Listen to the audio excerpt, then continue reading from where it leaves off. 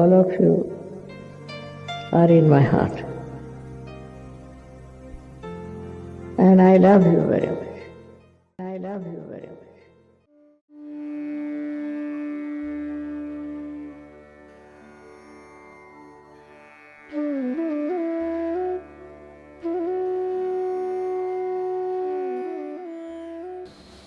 जय श्री माता दी। जय श्री। आज के प्रोग्राम में सबका हृदय से स्वागत है। आज हम सहयोग में विशेष नहीं कह सकते, विशेष होने के बाद भी, पर बहुत ही प्रिय हम्बल एक हमारे डॉक्टर साहब हैं, डॉक्टर संदीप राय, उनसे बातचीत होगी। ये एक इंस्टीट्यूट में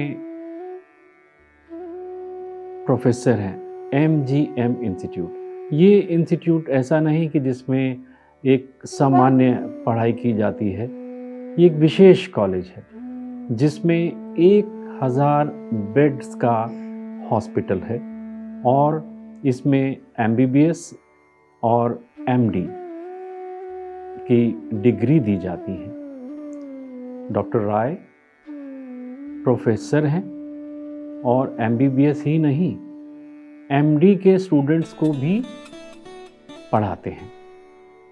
पढ़ाने के साथ साथ वहाँ पे जो नए डॉक्टर्स हैं, स्टूडेंट्स हैं, उनको ट्रेनिंग देते हैं। जो मुंबई में, डॉक्टर साहब मुझे करेक्ट कर देंगे, अपोलो हॉस्पिटल है, आप वहाँ पे भी कंसल्टेंट हैं। डॉक्टर साहब यूनाइटेड नेशंस भी गए हुए हैं प्रोग्राम के लिए, अपने प्रोफेशन के लिए, सहयोग के लिए। ये सबसे बड़ी ऑर्गेनाइजेशन है यूनाइटेड नेशन। उसके अलावा इतनी कंट्रीज़ हैं कि हम नाम लेंगे तो और समय जाएगा। उससे अच्छा है कि हम डॉक्टर साहब से बातचीत शुरू करते हैं। जैसे डॉक्टर साहब, एक मेडिसिन में एक आपकी स्पेशलिटी है, इतने साल से हैं, आप पढ़ाते भी हैं। उसके साथ साथ सबकी एक उत्सुकता है, हम सबकी भी है, कि हम एक ज़रूर कुछ चीज़ें जानें। बहुत सुंदर आपके अनुभव हैं। एक आपकी जो जर्नी है कि सहयोग में कैसे शुरू हुई और वो आगे कैसे बढ़ी, और उसमें आपने जो गहराइयों को छुआ, उसका आनंद लिया, और आप सोचते हैं कि ये सबको मिले। ये इतनी सुंदर चीज़ है। एक डॉक्टर होने के नाते आप सोचते हैं कि जनमानस को, जिसमें क्योंकि सहयोग में कोई पैसा नहीं लिया जाता, हाथ खोलें, माँ की जो चीज़ें बताई हैं हम उसको करें, ठीक होते हैं, ये सबको मिले, उसके लिए आप कार्यरत हैं। तो हम आपसे जानना चाहेंगे कि आपकी शुरुआत और उसमें आप आगे कैसे कैसे सुंदर अनुभव हुए, कैसे पहचान हुई, कैसे आगे बढ़े। तो आप प्लीज़ शुरू करें। We all will be very happy. Doctor साहब। Thank you. जय Shri Mata ji. Thank you for calling us here and inviting अस।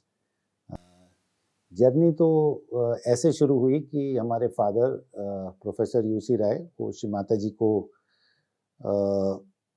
मेरे सिस्टर के बेटा बॉर्न हुआ था, और मेरे सिस्टर का जो बच्चा बॉर्न हुआ, वो फादर मेरे प्रोफेसर थे अपना लेडी हार्डिंग मेडिकल कॉलेज में उस टाइम, और वाइस प्रिंसिपल थे, मेडिकल सुपरिटेंडेंट थे कलावती सरन चिल्ड्रन हॉस्पिटल के। तो जब सिस्टर का डिलीवरी हुआ, तो because he was the medical superintendent, तो जो चीफ ऑफ पीडियाट्रिक्स और सब ने एक अलग से वार्ड सा बना दिया। उस हॉस्पिटल के ही सुपरिटेंडेंट थे, और डॉक्टर सुबह शाम देख रहे, और बड़े अच्छी देख रेख हो रही थी, और चिल्ड्रन हॉस्पिटल है। लेकिन वो बच्चे को सेप्टिसीमिया हो गया, और एक टाइम ऐसा आया जब पीडियाट्रिशियन ने बोला, डॉक्टर साहब मैं कुछ कह नहीं सकती, your grandson is serious, I can not guarantee anything, but we will be trying. तो तब श्री माता जी के उस टाइम जो कार्य वगैरह दिल्ली में देख रहे थे, वो डॉक्टर निगम, वो हमारे रिलेटिव भी थे, तो उनको वो कई बार श्री माता जी के बारे में बताते थे, लेकिन हम लोगों को इतना उसमें फादर इतना उसमें ध्यान नहीं दे पाते थे। तब मेरे फादर ने उनको बोला कि मेरे को आप श्री माता जी से मिलवा दीजिए, आप तो इतना श्री माता जी के बारे में बोलते हैं, मेरा ग्रैंडसन बहुत बीमार है। तो उन्होंने जाके श्री माता जी को बोला कि ऐसे ऐसे प्रोफेसर हैं लेडी हार्डिंग में, ऐसे ऐसे मेडिकल सुपरिटेंडेंट हैं, उनके बच्चे की तबीयत खराब है, ग्रैंडसन की, वो आपको मिलना चाहते हैं। श्री माता जी ने कहा उनको बुला लीजिए तलवार साहब के पास। तलवार साहब, डॉक्टर तलवार का नर्सिंग होम था पूसा रोड में, वो भी काफ़ी उस टाइम पे सहयोग में काफ़ी कार्य करते थे। तो मुझे पहली मीटिंग याद आती है कि श्री माता जी सीढ़ी से ऊपर चल रही हैं तलवार नर्सिंग होम में, और हम हमारी सिस्टर बच्चे को गोद में लिए, हम फादर सब उनके पीछे पीछे ऊपर चल रहे हैं। वहाँ श्री माता जी ने बच्चे को लिया गोद में, और उसके हम जूते वूते छोटे छोटे पहनाए हुए थे, वो हटाए उन्होंने, मोजा उतारा उसका, और बहुत देर सर पे मालिश करी और बॉडी पे मालिश करी, और फादर को बोला ठीक है डॉक्टर साहब आप ले जाइए और हो जाएगा, सब हो जाएगा, ठीक हो जाएगा। फादर ले आए, 1-2 दिन बाद हॉस्पिटल से भी डिस्चार्ज हो गए, घर में आ गए, और वो बच्चा ठीक हो गया और इम्प्रूव हो गया। जब वो इम्प्रूव हो गया तो फादर ने जाके श्री माता जी से कहा कि माता आपका बहुत बहुत धन्यवाद, आपके आशीर्वाद से मेरा पोता बच गया, उसकी जान। तो पर मैं तो डॉक्टर हूँ और मैं रिसर्चर भी हूँ, और मैं ये फिजियोलॉजी का हेड ऑफ डिपार्टमेंट भी हूँ, फिजियोलॉजी में मेनली रिसर्च होती है।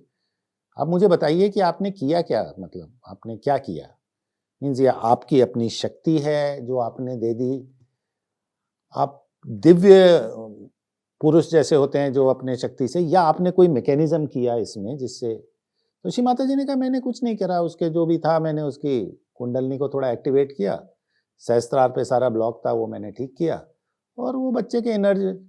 फादर ने कहा कि ये तो पॉसिबल नहीं है श्री माता जी, ये तो कैसे होगा, मतलब ऐसे तो कोई एनर्जी मेडिकल साइंस में तो नहीं है कि कोई एनर्जी है सेक्रम बोन में। तब श्री माता जी ने फादर को कहा डॉक्टर साहब आप इतने बड़े डॉक्टर हैं, इतनी डिग्रियां लगी आपके पीछे, आप रिसर्च क्यों नहीं करते इस पे? अगर आपको कुछ मिलता है इसमें पॉजिटिव तो उसको पब्लिश कर दीजिए, नहीं मिलता तो भी लिख दीजिए कि नहीं मिलता। आप लोग नहीं करेंगे तो कौन करेगा?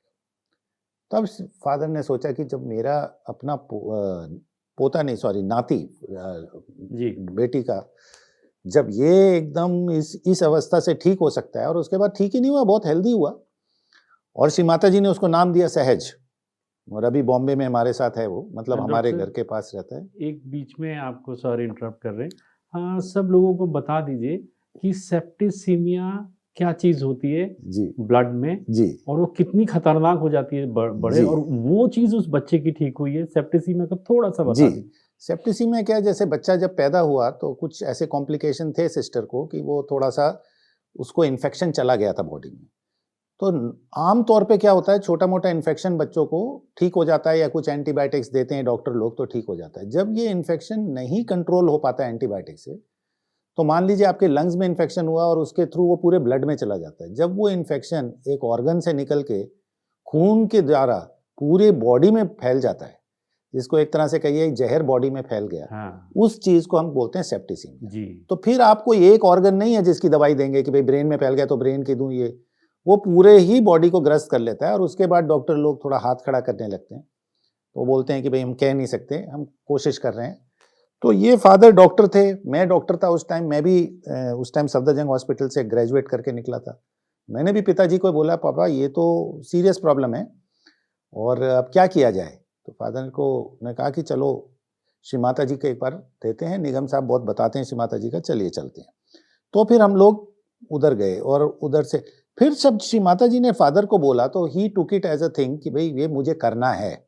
श्री माता जी ने तो मेरे सामने करके बताया।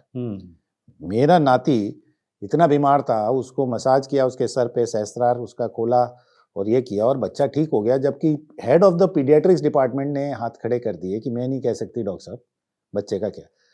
तो फिर लेडी हार्डिंग में उन्होंने फिजियोलॉजी में रिसर्च चालू करी, और वो फिर उसके रिजल्ट्स अच्छे आने लगे। वो थीसिस दिल्ली यूनिवर्सिटी ने अप्रूव करी, पब्लिश होने लगी, और वो पब्लिश होके वर्ल्ड क्लास जर्नल्स में भी पब्लिश होने लगी, और वहाँ से सहज योग का जो जो मैं कई बार किसी ने बोला था बोलने के लिए, स्पिरिचुअलिटी और साइंस का जो मॉडर्न साइंस का जो मेल है वो 1984-85 से चालू हुआ इस चीज़।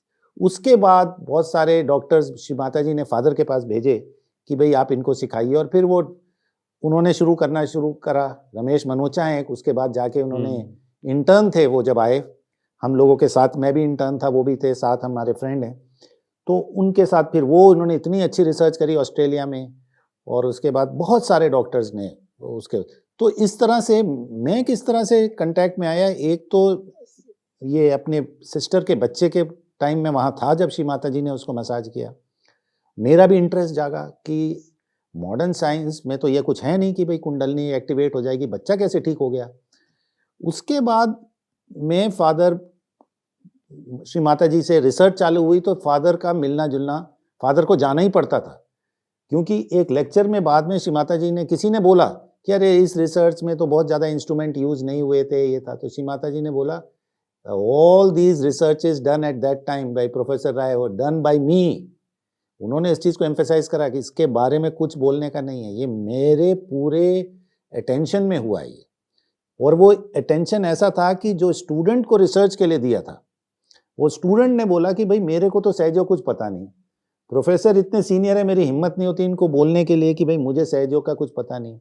तो वो मेरे कंटेम्प्रेरी थे, मेरे साथ के उस टाइम, उन्होंने आके कहा यार आपके फादर मेरे को रिसर्च दे रहे हैं, मुझे कुछ समझता नहीं है, तो ये आपके फादर को ही करना पड़ेगा पूरा। तो अल्टीमेटली फादर ने ही पूरा करा उसको लेके भी गए श्री माता जी के पास, श्री माता जी ने भी, तो कहने का मतलब ये था फादर कंटिन्यूअसली कांटेक्ट में आ गए श्री माता जी के because of the research process. और अब इनको ड्राइव करने के लिए मैं ले जाता था फादर को, कुतुब छोड़ देता था, कभी हॉस्पिटल में अपना काम करके आके पिकअप कर लेता था।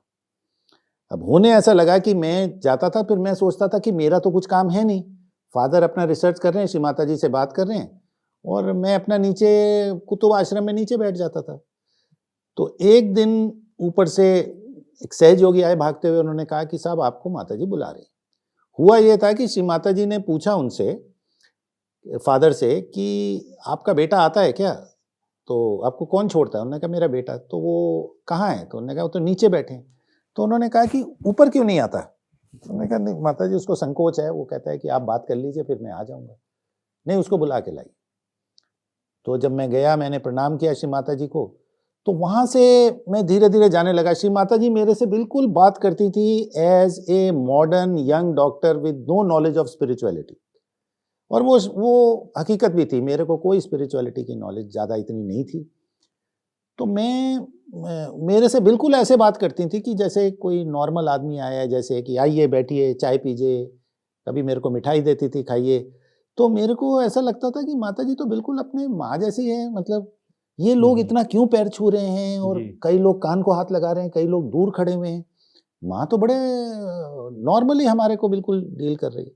यानी कि बाद में मुझे समझ आया जब फादर घर गए कि माँ के, एक बार मैं गया तो उन्होंने मुझे बिठाया और किसी से मंगाई चाय दो मिठाई दो, तो मैं उनके सामने चाय पीने लगा और मिठाई खाने लगा, और 2 पीस मैंने मिठाई के, उनके टिश्यू में इतनी अच्छी मिठाई थी, श्री माता जी के लिए कोई लाया था, कि 2 पीस मैंने उठा के चुपचाप एक टिश्यू में रख लिए कि घर में ले जाऊंगा वाइफ के लिए, और मैं उसको भी दे दूंगा और मदर को भी दे दूंगा थोड़ी, इतनी अच्छी मिठाई है।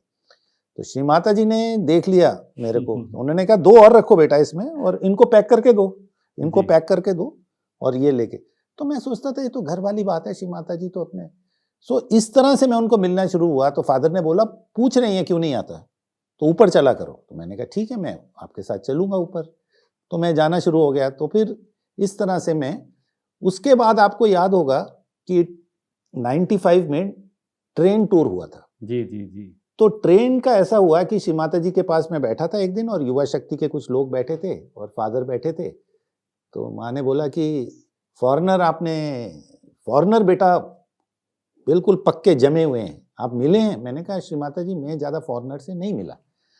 तो ठीक है, आप कल हमारी ट्रेन जा रही है, आप ट्रेन टूर पे चले जाइए, आप डॉक्टर हैं, किसी को कुछ प्रॉब्लम होगी तो देख लेना, आप चले जाइए ट्रेन टूर पे, और आप जाके देखिए फॉरेनर्स कैसे सहयोग करते हैं। तो मैं आ गया घर पे तो मैं परेशान हो गया। श्री माता जी ने तो मुझे कहा, वहाँ कोई भी नहीं था, 1-2 युवा शक्ति थे। ट्रेन में मुझे कौन चढ़ाएगा, टिकट क्या है, 15 दिन में कैसे जाऊँगा ट्रेन पे।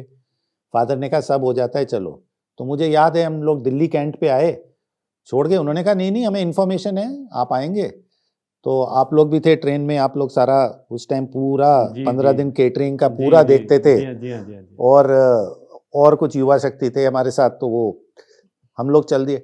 तो ट्रेन टूर अच्छा हो गया, सब हो गया। उसके बाद प्रतिष्ठान में श्री माता जी उस टाइम एक लंच देती थी, हम लोग सब गए प्रतिष्ठान में, उन्होंने सबको बुलाया, पीछे के लॉन में लंच हुआ। हम लोग गए गणपति पुले, उसके बाद गणपति, उसके बाद श्री माता जी ने कहा कि आप प्रतिष्ठान होके जाइए। तो मैं और वाइफ हम लोग प्रतिष्ठान गए। प्रतिष्ठान में माता जी ने कहा कुछ दिन यहाँ रुकिए, थोड़ा सहयोग के बारे में आप सीख के जाइए, मैं आपको थोड़ा सहयोग सिखाऊंगी। तो हम लोग नीचे गेस्ट रूम में रुक गए प्रतिष्ठान में। अब रोज रात को मैं जाता था ऊपर, तब श्री माता जी 2nd फ्लोर प्रतिष्ठान में रहती थी। तो रोज वो मेज थी, एक कुर्सी पे श्री माता जी विराजमान होती थी और मैं नीचे बैठता था।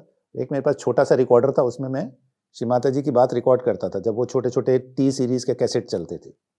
और रात को जाके जो वो बोलती थी उसको फिर लिखता था।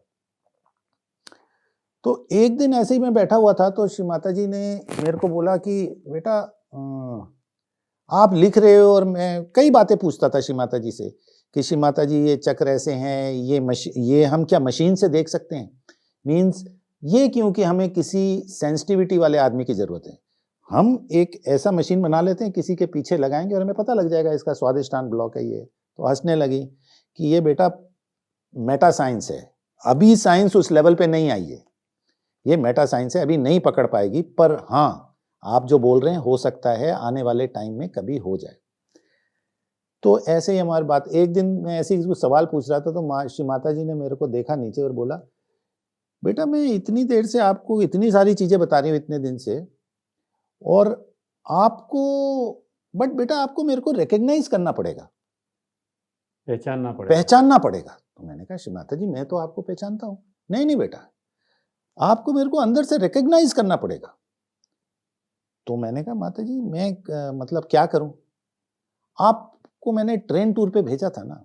हाँ श्री माता जी। आपने देखा फॉरेनर्स कितने डीप हैं। मैंने कहा हाँ माता जी। क्या बताया उन्होंने। मैंने कहा श्री माता जी वो लोग तो मतलब क्या था कि वो एक बार एक जगह ट्रेन रुकी तो एक बहुत बड़ा मंदिर था, तो उधर गए तो उस मंदिर में, और फॉरेनर सारे बोलने लगे, मैं तो उनके पीछे पीछे था, नहीं यहाँ ज्यादा वाइब्रेशन नहीं महसूस हो रहे, वापस चलो वापस चलो। तो वहां के जो पंडित थे पुजारी थे वो बहुत नाराज हो गए, ये क्या बोल रहे हैं अंग्रेज लोग। तो मैंने उनको समझाया कुछ नहीं है। वही रास्ते में दूसरा, एक दिन बाद दूसरा कोई जगह पे सिटी में मंदिर पड़ा, तो वहां पे बोले यहाँ बहुत वाइब्रेशन है, बैठ गए और उठे ही नहीं, 3 घंटे तक वहां से उठे ही नहीं, ट्रेन चलने का टाइम हो गया।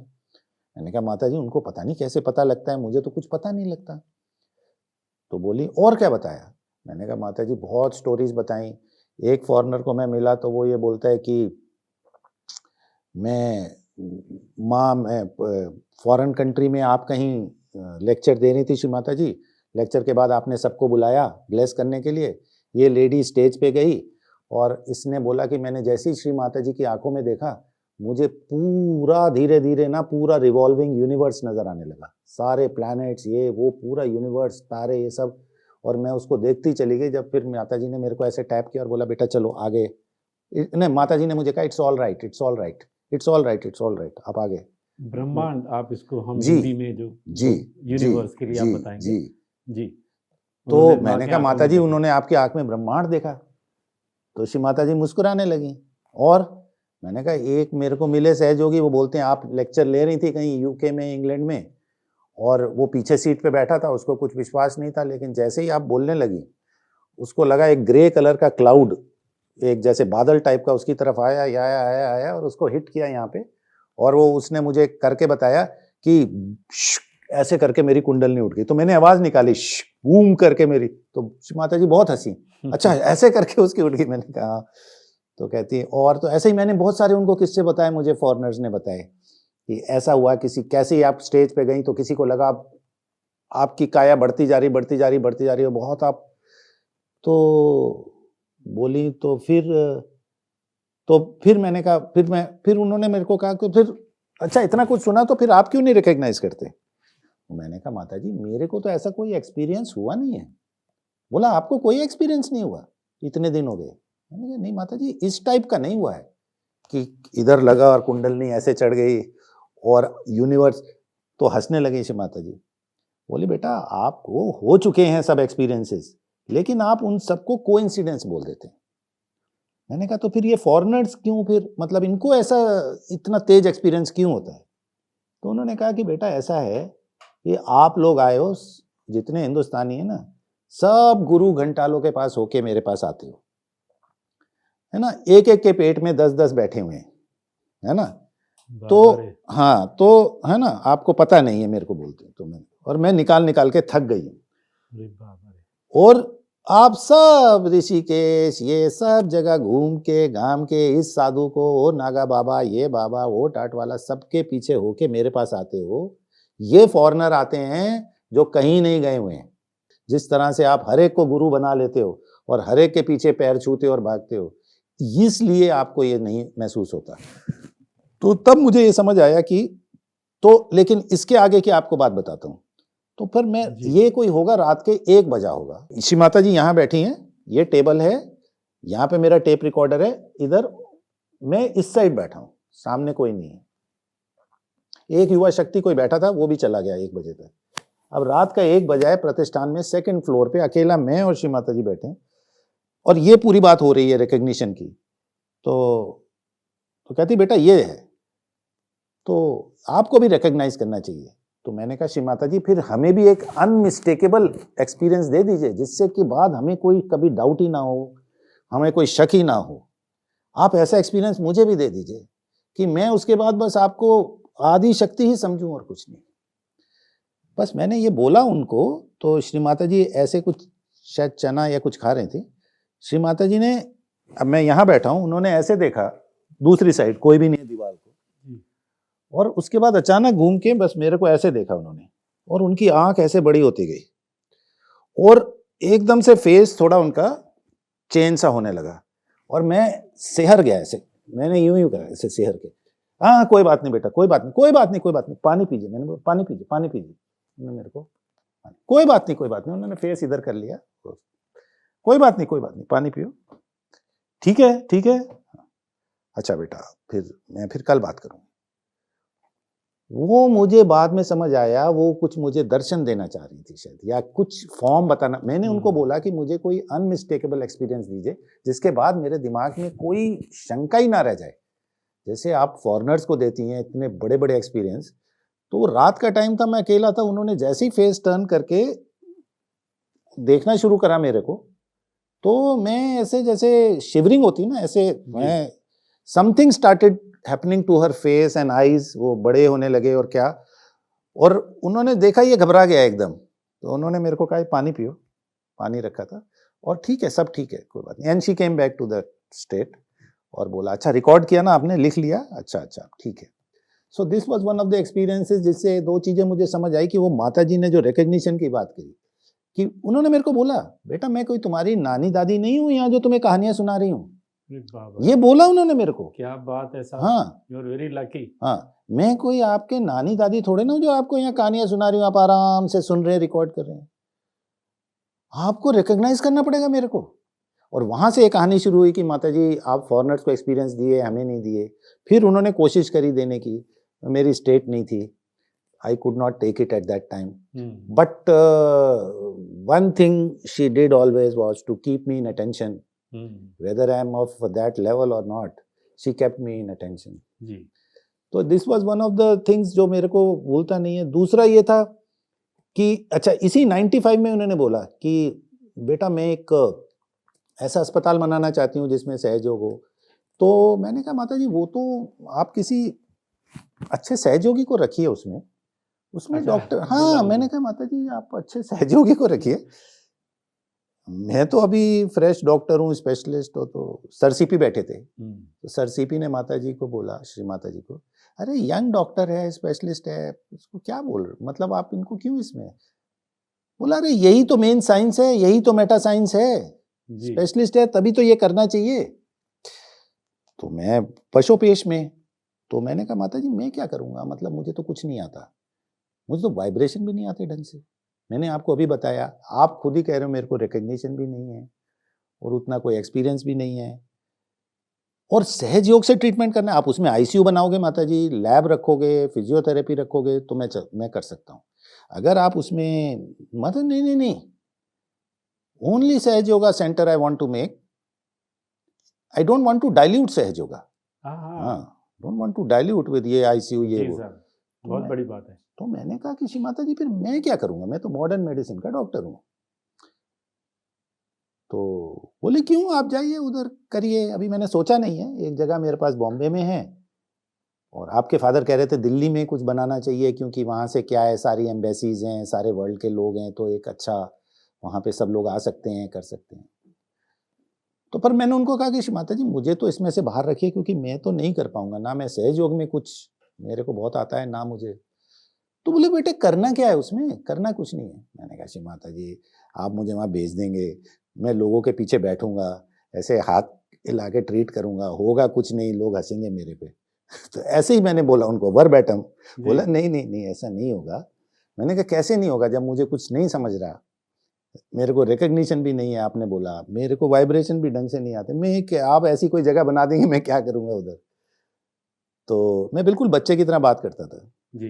बोले बेटा करना कुछ भी नहीं है, तुम क्यों परेशान होते हो, देखो क्या करना, पेशेंट है, पेशेंट को मेरी फोटो दे देना, फोटो के आगे उसको बिठा देना, पीछे से कुछ नहीं करना है तुम्हें, सिर्फ ये बोलना है mother please cure the patient. इसको हिंदी में भी बता। हाँ, इसको माता जी ने कहा कुछ नहीं करना है, तुम्हें क्या करना है, पीछे तुम्हें तोड़ना ठीक करना है, तुम मेरी फोटो ले दो, पेशेंट को बोलो, उसके पीछे बैठ के बोलो, उसके आगे मेरी फोटो रख के, मदर श्री माता जी मरीज को ठीक कर दीजिए, and if the patient deserves to be cured he will be cured. इस वर्ड के सुनिए, सबसे सुंदर बात आपने बोली जी कि इफ द पेशेंट डिजर्व, अगर पेशेंट में वो यस अंदर गहराई है, यस तो वो ठीक हो जाएगा। सहज योगी यही बात नहीं समझ रहे हैं। हाँ, उनकी ये वर्ड, ये वर्बैटम बता रहा हूँ जो श्री माता जी ने कहा, वो डिजर्व क्यों बोलती हैं, क्योंकि अगर किसी को फेथ ही नहीं है या कोई अंदर से नहीं है उसको वो, तो उस पर उतना वर्क नहीं होगा। तो आप ये नहीं कह सकते कि मैं हर एक आदमी, उस आदमी को एटलीस्ट अगर वाइब्रेटरी अवेयरनेस भी नहीं है तो एटलीस्ट श्री माता जी पे अटूट फेथ होना चाहिए। फेथ होगा तो वो हो जाएगा, निकाल लेंगे बस, सिर्फ फोटो चाहिए। तो उन्होंने मेरे को बोला तुझे कुछ भी नहीं करना। बाद में क्या हुआ कि उन्होंने मैंने बोला आप फादर को बोल, तो कहती वो आपके पिताजी तो दिल्ली में चाहते हैं। मैंने कहा नहीं अरे आपके परम भक्त हैं, आप जहाँ बोलेंगे आ जाएंगे। अरे बोला हाँ, बोले अरे वो आ जाएंगे तो फिर मुझे आपकी जरूरत नहीं है, फिर तो मैं बात, तो बोला लगाओ फोन, उनको फोन लगाया, फादर ने कहा जहाँ आप कहेंगी। तो फिर मेरे को बोला आप दिल्ली रहिए, अभी फादर आपके करेंगे, वो मुझे ऐसे चाहिए, सीनियर आदमी है वो करेंगे। तो उससे पहले ये थोड़े दिन ये बात हुई मेरी उनसे कि भाई आपको, तो इसमें जो मेन चीज जैसा आपने कहा मैं बताना चाह रहा हूँ, एक चीज ये कि फोटो, सब कुछ मेरे फोटो में है, आप कुछ करने कराने वाले नहीं हैं जी। कि मैं बैठ के, आप परेशान हो रहे मैं कैसे ठीक करूंगा, या डॉक्टर मधुर कैसे ठीक करेंगी, या फलानी डॉक्टर कैसे ठीक करेगी। डॉक्टर ने कुछ नहीं करना है, डॉक्टर ने सिर्फ मेरे से ही प्रार्थना करनी है। The message I got from Shri Mataji's word is that she is the doer and she is the enjoyer. What she told me was, don't worry whether you know anything or you don't know anything. You are not going to cure, or your wife is not going to cure, or your father is not going to cure, or another doctor. It is me who is the curer. I will cure. I am the doctor of doctors. Give my photograph. Just sit behind the patient and pray to me, and I will do. Never think that you are doing. कभी आप ये गलती से भी मत सोच लेना कि मैं ये कर पाया या नहीं कर पाया। और मरीज अगर ठीक नहीं होता, if the patient doesn't, and she said pray to me, if the patient deserves to be cured he will be cured. By some reason if he is not deserving or it is not in that he is not in that process, so वो it will not work out. तो ये चीज से मुझे ये समझ आया कि भाई श्री माता जी की एनर्जीज वर्क करती हैं।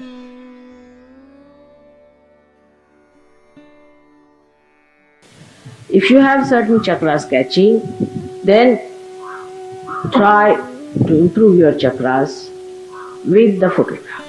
With all due respect to the photograph, it's only the photograph which is going to work it out, nothing else. Or if I'm there. You have to purify your heart by looking at the photograph and putting all loving feelings about your mother, understanding her work and putting her into your heart.